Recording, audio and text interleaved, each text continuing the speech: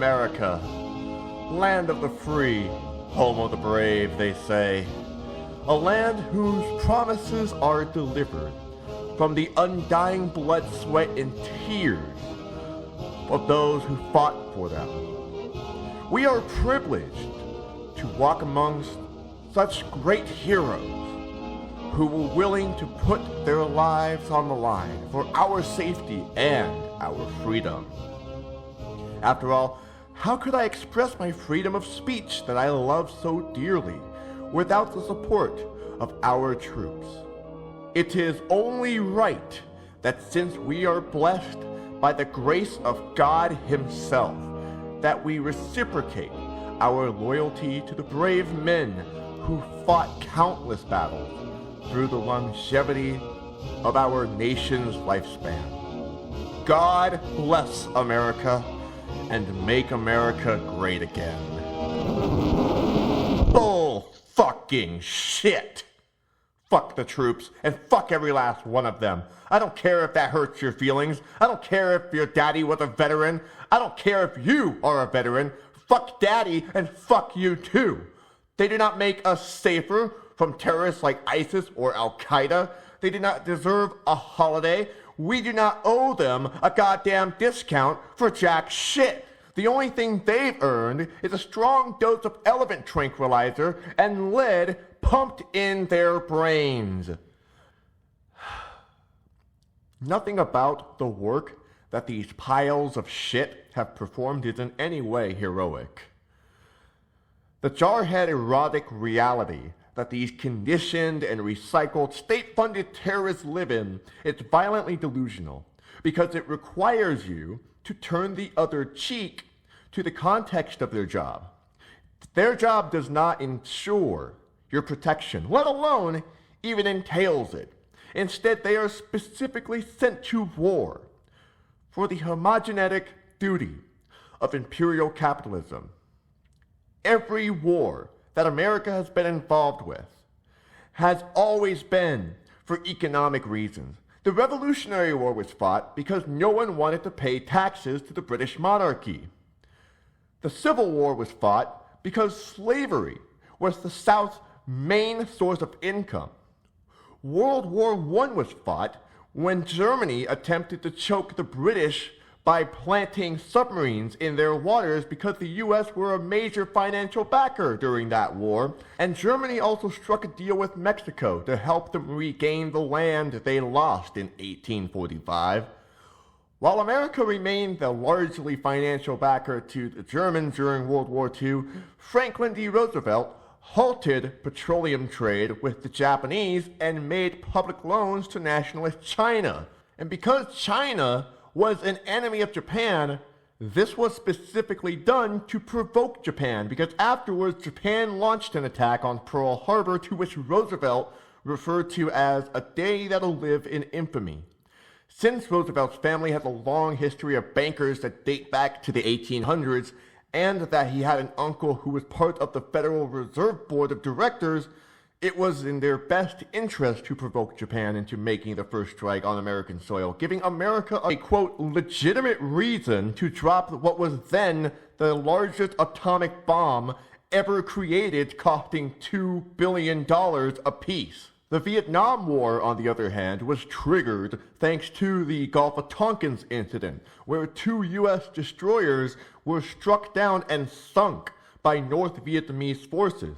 Though this was the pretext of the situation, this actually never happened, as confessed by then Secretary of Defense Robert McNamara and several other U.S. officials who were involved in this case, calling it a contrived farce and a complete lie.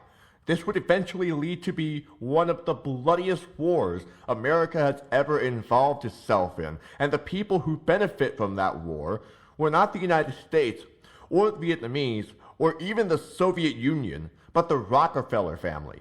In October of 1966, Lyndon B. Johnson lifted a trade restriction between the U.S. and Soviet Union, with the understanding that the Soviets would be providing 80% of North Vietnam's arms and ammunition, and the Rockefeller family have lobbied the Soviet Union to build weapon factories that they would eventually be feeding to the North Vietnamese during the war. This would eventually create what is arguably America's first proxy war, using McCarthy's Red Scare as fuel for support in the war despite the hippie resistance in the 1960s. The U.S. has officially imposed itself in a war with no legitimate reason and did so through manipulation of its people through the media. As you can imagine, this pattern was consistent with many wars to come, including the war on drugs and the war on terror. Anytime the United States had a reason to enter a war, it would benefit bankers and weapons manufacturers. From the war on terror alone, Lockheed Martin was generally profiting at a gross of $2.7 billion. Boeing was profiting at a gross estimate of $4 billion, as well as companies in the prison industrial complex, such as CoreCivic, formerly known as Corrections Corporation of America, making about $1.9 billion as of 2015.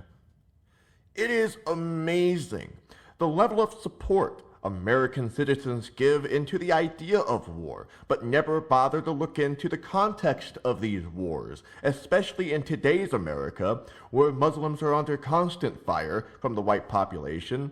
Most of the same racist scumbags don't even bother to know why the Middle East hates the U.S. in the first place. It started with Iran. Traveling back to 1951, Iran had its first democratic election, successfully voting in Mohammad Mossadegh as their prime minister. One of his biggest platforms was that he was going to end the sanctions of the Anglo-Persian Oil Company, currently known as British Petroleum. Since the Anglo-Persian Oil Company has been on Iranian land since 1913, they decided that nationalizing their oil should replace the sanctions with an exclusively Iranian oil industry. The Anglo-Persian Oil Company didn't like this, so they turned to the United States and the United Kingdom for help. The United States was down with depicting Muhammad as a communist, even though he had maintained his own oil industry. Seriously, that logic doesn't add up. In order to get support from the CIA and MI6. So in 1953, the CIA and MI6 overthrew Muhammad in a coup known as Operation Ajax and replaced him with a general named Fazlollah Ziedi. See, Ziedi worked for the Shah royal family, who gave oil and other resources to Western oil companies, including the Anglo-Persian Oil Company. In 1955, Ziedi's term would end, making him Iran's ambassador to the United Nations, and the Shah royal family continued to lead and kill all of their radical opposition until 1979, when Iran had its revolution.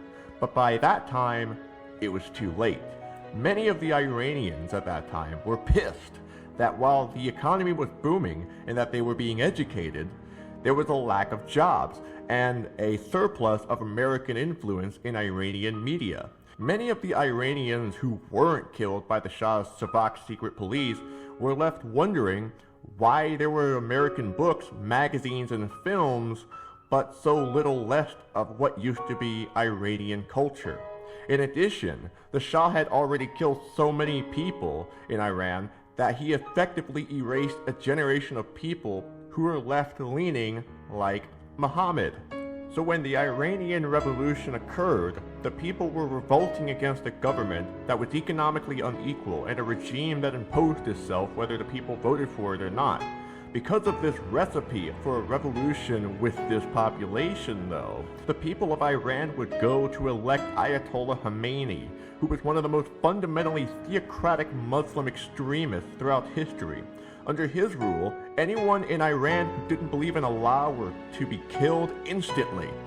Anyone playing music, or if couples kissed in public, would be gassed, stoned, hung, burned, shot, or lashed. He would also hang children from cranes if they too didn't believe in Allah and repented for their sins. In a way, Khomeini can be described as an Iranian Donald Trump, when in the presence of intellectuals challenging him for writing the Islamic Constitution while the government has shut down many of the newspapers, he responded with, "Yes, we are reactionaries, and you are enlightened intellectuals. You intellectuals do not want us to go back 1400 years. You who want freedom, freedom for everything, the freedom of parties.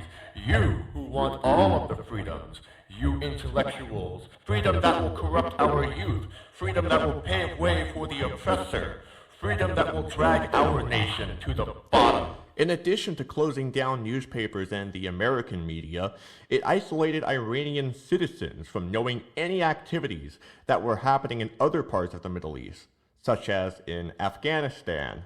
It has been revealed by Jimmy Carter's national security advisor that the CIA armed the Mujahideen guerrillas 6 months prior to the Soviet Union invading Afghanistan.